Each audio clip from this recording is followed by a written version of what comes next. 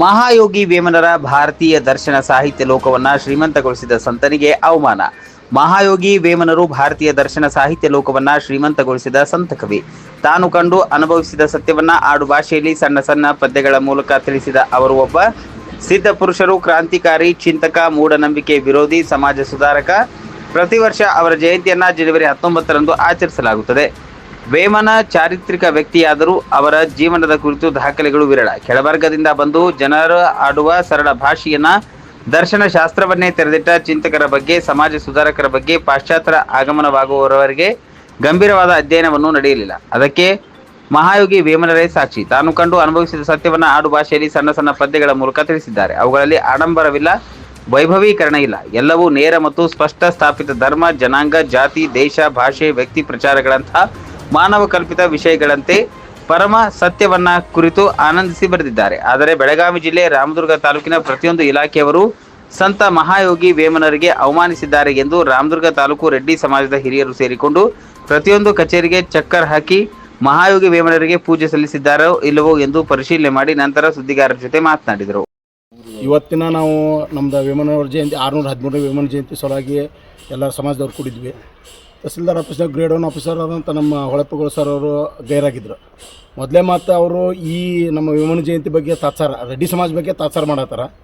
ಹೊಳ್ಳೆ ಏನಾಗೈತೆ ಅಂತಂದ್ರೆ ಇದು ಸಮಾಜ ಒಂದು ನಮ್ಮ ತತ್ವ ಚಿಂತನೆಗಳು ಇದನ್ನು ಮಾಡೋ ಸಲುವಾಗಿ ಅಂತ ಆಚರಣೆ ಮಾಡ್ತಿರ್ತೀವಿ ನಾವು. ಅಂಥ ವಿಷಯ ಇಟ್ಕೊಂಡು ಯಾವುದೇ ಥರನಾದ ಇಂಟಿಮೇಷನ್ ಇರೋದಿಲ್ಲ ಒಂದು ಸಮಾಜದ ಬಗ್ಗೆ. ಮತ್ತು ಒಳ್ಳೆ ಇವ್ರಿಗೆ ಹೆಂಗೆ ಆಗ್ಬಿಟ್ಟಂದ್ರೆ ಗೌರ್ಮೆಂಟ್ ವತಿಯಿಂದ ಆಚರಣೆ ಮಾಡಂತೇಳಿ 8 ವರ್ಷ ಆಯ್ತು ನಮ್ದು ವೇಮನ ಜಯಂತಿ ಮಲ್ಲಮ್ಮನ ಜಯಂತಿ ಗೌರ್ಮೆಂಟ್ ವತಿಯಿಂದ ಆಚರಣೆ ಮಾಡೋಕ್ಕಂತ ಆದೇಶ ಮಾಡಿ. ಇದನ್ನು ಗೌರ್ಮೆಂಟ್ ವತಿಯಿಂದ ಆಚರಣೆ ಮಾಡ್ಬೇಕಂದ್ರೆ ಒಬ್ಬರು ತಾಲೂಕು ದಂಡಾಧಿಕಾರಿ ಆದಂಥವ್ರು ಇರ್ಬೇಕು. ಅವರು ಇಲ್ಲ. ಅಲ್ಲಿ ಯಾವುದೇ ಆಫೀಸ್ನಾಗೂ ಆಚರಣೆ ಮಾಡ್ತಾಯಿಲ್ಲ. ಬೆರಳಿಕೆ ಒಂದು 4-5 ಆಫೀಸ್ ಬಿಟ್ಟರೆ ಎಲ್ಲ ಆಫೀಸ್ ಒಳಗೆ ಎಲ್ಲಿ ಆಚರಣೆ ಮಾಡಿಲ್ಲ.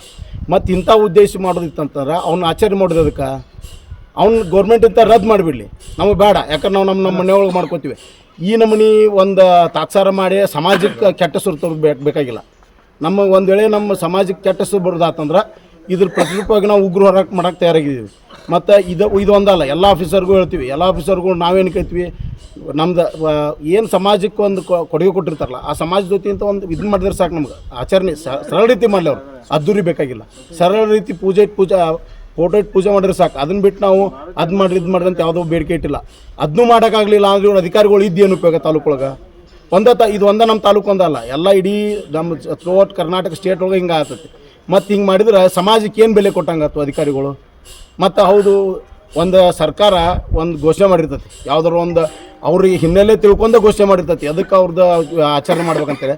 ಅದೇ ಇವ್ರಿಗೂ ಆಚರಣೆ ಮಾಡುವಂಥ ಉದ್ದೇಶ ಇರಲಿಲ್ಲ ಅಂತಂದ್ರೆ ಮತ್ತು ಅವ್ರು ತೊಗೊಂಡೇನು ಮಾಡೋದು? ಅಂಥ ಅಧಿಕಾರಿಗಳು ನಮ್ಗೆ ಬೇಡ. ಮೊದಲೇ ಮಾತು. ಮತ್ತು ಒಳ್ಳೆ ಸರ್ಕಾರ ಮಾತಿಗೆ ಬೆಲೆ ಇಲ್ಲ ಅಂತಾರೆ. ಇವರು ಅಧಿಕಾರಿಗಳು ಯಾರ ಮಾತಿಗೆ ಬೆಲೆ ಕೊಡ್ತಾರೆ? ಈ ಉದ್ದೇಶ ಇಟ್ಕೊಂಡು ನಾವು ನಮ್ಮ ರೆಡ್ಡಿ ಸಮಾಜ ವತಿಯಿಂದ ಎಲ್ಲ ಆಫೀಸ್ ಅಡ್ಡಾಡಿದ್ವಿ. ಬೆರಳಿಕೆ BO ಆಫೀಸ್ ಒಳಗೆ ಮಾಡಿಲ್ಲ, DYSP ಆಫೀಸ್ ಒಳಗೆ ಮಾಡಿದ್ದಾರೆ, ನೀರಾವರಿ ಇಲಾಖೆಯೊಳಗೆ ಮಾಡಿಲ್ಲ, ತಹಸೀಲ್ದಾರ್ ಆಫೀಸ್ ಒಳಗೆ ತಹಸೀಲ್ದಾರ್ ಮಾಡಿದ್ರೆ ಕರೆ ಗ್ರೇಡ್ 2 ಅದಾರ, ಗ್ರೇಡ್ 1 ಇಲ್ಲ. ಆಲ್ರೆಡಿ ಅವ್ರಿಗೆ ಹೇಳಿದ್ವಿ ನಾವು ಸಂಡೇ ಇದ್ದರೂ ಇರಬೇಕಂತೇಳಿ. ಮತ್ತು ಇಡೀ ಸ್ಟಾಪ್ ಹೋಲ್ಡ್ ಮಾಡಿಲ್ಲ ಅಂತಾರೆ. ಮತ್ತು ಅಂಥವ್ರು ತೊಗೊಂಡು ಏನು ಮಾಡೋದು? ನಾವು ಬೇಕಾಗಿಲ್ಲ. ಅದಕ್ಕೆ ಇದನ್ನು ಇಲ್ಲೇ ನಮ್ಗೆ ಸರಿಯಾದ ನ್ಯಾಯ ಸಿಕ್ತಿ ಬಿಡ್ತೀವಿ, ಇಲ್ಲ ಅಂತಾರೆ ಉಗ್ರ ರೀತಿ ಹೋರಾಟ ಮಾಡೋಕೆ ನಾವು ತಯಾರಾಗಿದ್ದೀವಿ. ಜಯಂತಿ ಉತ್ಸವ ಕಾರ್ಯಕ್ರಮದಾಗ ನಾವು ತಹಸೀಲ್ದಾರ್ ಕಚೇರಿಗೆ ಬಂದಾಗ ನಮ್ಮ ತಾಲೂಕಾ ಅಧಿಕಾರಿ ಆದಂಥವ್ರ ಗೈರಾಜರಿದ್ರು.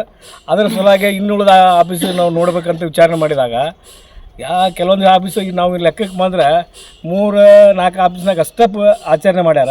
ಇನ್ನುಳಿದಲ್ಲಿ ಎಲ್ಲೂ ಆಚರಣೆ ಮಾಡಿಲ್ಲ. ಇದಕ್ಕೆ ಮತ್ತು ಈಗ 8 ವರ್ಷದಿಂದ ಗೌರ್ಮೆಂಟ್ ಆದೇಶ ಆಗೈತಿ. 7-8 ವರ್ಷದಿಂದ ಏನಾಗೈತಿ, ಇದು ಸರ್ಕಾರಿ ರಜೆ ಅಂತಲ್ಲ, ಎಲ್ಲರೂ ವೇಮನ ಜಯಂತಿ ಮತ್ತು ಮಲ್ಲಮ್ಮ ಜಯಂತಿ ಎಲ್ಲ ಸಮಾಜ ಹೆಂಗೆ ಆಚರಣೆ ಮಾಡ್ತಾರೆ ಇವರು ಆಚರಣೆ ಮಾಡ್ಬೇಕಂತೇಳಿ ಆವಾಗ 8 ವರ್ಷದಿಂದ ಆದೇಶ ಆಗಿತ್ತಲ್ಲ, ಅದ್ರ ಪ್ರಕಾರ ಯಾವ ಅಧಿಕಾರಿಗಳು ನಡ್ಕೊಂಡಿಲ್ಲ. ನಮ್ಮ ವೇಮನ ಜಯಂತಿ ಇವತ್ತಿನ 613 ವೇಮನ ಜಯಂತಿ ಇದೆ. ಆದ ಕಾರಣ ಸರ್ಕಾರದಿಂದ ಆಚರಣೆ ಮಾಡಬೇಕಂತ ಹೇಳಿದರು. ಯಾವುದೇ ಕಾರಣಕ್ಕೂ ಕೆಲವಷ್ಟು ಆಫೀಸಲ್ಲಿ ಆಚರಣೆ ಮಾಡಿಲ್ಲ, ಆಫೀಸ್ ಲಾಕು ತೆಗೆದಿಲ್ಲ. ಆ ಕಾರಣಕ್ಕಾಗಿ ಎಲ್ಲ ಆಫೀಸ್ನಾಗ ವಿಸಿಟ್ ಕೊಟ್ಟು ಚೆಕ್ ಮಾಡಾಯ್ತು, ಎಲ್ಲಿ ಪೂಜೆ ಮಾಡೋರು ಎಲ್ಲಿ ಪೂಜೆ ಮಾಡಲಿ ಅಂತ. ಆಲ್ಮೋಸ್ಟ್ 90% ಎಲ್ಲೂ ಪೂಜೆ ಮಾಡಿಲ್ಲ. ಮತ್ತು ಯಾವುದೇ ಕಾರಣ ತಹಸೀಲ್ದಾರ್ನು ಬೇಜವಾಬ್ದಾರಿಯಿಂದ ತಹಸೀಲ್ದಾರ್ನ ಈ ಒಂದು ಪೂಜೆಗೆ ಗೈರ್ಹಾಜರಾಗಿದ್ದಾರೆ.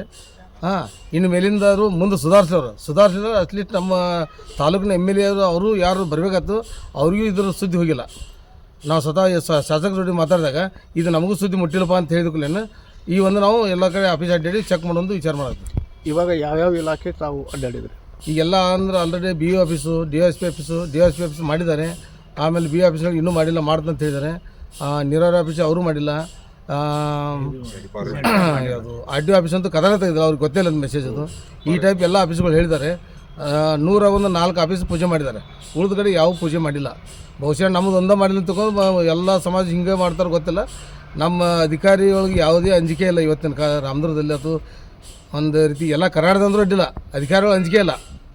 ಯಾವ ಕಾರಣಕ್ಕೆ ಇಲ್ಲೋ ಗೊತ್ತಿಲ್ಲ, ಆಡಳಿತ ಸರಿ ಇತ್ತು ಗೊತ್ತಿಲ್ಲ. ಆದರೆ ಇನ್ನಾರು ಮುಂದೆ ಸುಧಾರಿಸಲಿ ಅಂತೇಳಿ ಈ ಒಂದು ಎಲ್ಲ ಆಫೀಸ್ಗಳು ನಾವು ಒಂದು ಥರ ಚೆಕ್ ಮಾಡತ್ತೀವಿ. ಇವತ್ತು ಆಗಿದ್ದ ಘಟನೆ ಬಗ್ಗೆ ಸರ್ಕಾರಕ್ಕೆ ಏನು ನೀವು ಸೂಚನೆ ಕೊಡಕ್ಕೆ? ಸರ್ಕಾರ ಇನ್ನು ಮುಂದಾರು ಎಚ್ಚೆತ್ಕೊಳ್ಳಿ. ಬರೀ ಬೇರೆ ಬೇರೆ ವಿಚಾರ ಮಾಡೋದು, ಸಮಾಜ ಅಂತೇಳಿ ಸಮಾಜ ಒಂದು ಇದನ್ನು ಕೊಡ್ತಾರೆ, ಆಚರಣೆ ಮಾಡೋದು. ಅದನ್ನು ಸರಿಯಾಗಿ ಆಚರಣೆ ಮಾಡೋಂಗಿಲ್ಲ ಅಧಿಕಾರಿಗಳು. ಅದಕ್ಕೆ ಪ್ರತಿ ತಿಂಗಳು ಒಂದು ಆಚರಣೆಗೆ 25,000 ಅಂತಾರೆ. ಇಲ್ಲಿವರೆಗೆ ನಾವು 7-8 ವರ್ಷ ಮಾಡಿದ್ರೆ 25,000 ಬಂದೇ ಇಲ್ಲ. ಅದು 25,000 ಎಲ್ಲಿ ಹೋಗುತ್ತೆ ಅವ್ರಿಗೆ ಗೊತ್ತು, ಅಧಿಕಾರಿಗಳು ಗೊತ್ತು, ಮೇಲಿದ್ದಂಥ CM ಗೊತ್ತದು. ಇನ್ನು ಮೇಲೆ ಸುಧಾರಿಸಲಿ ಅವರು.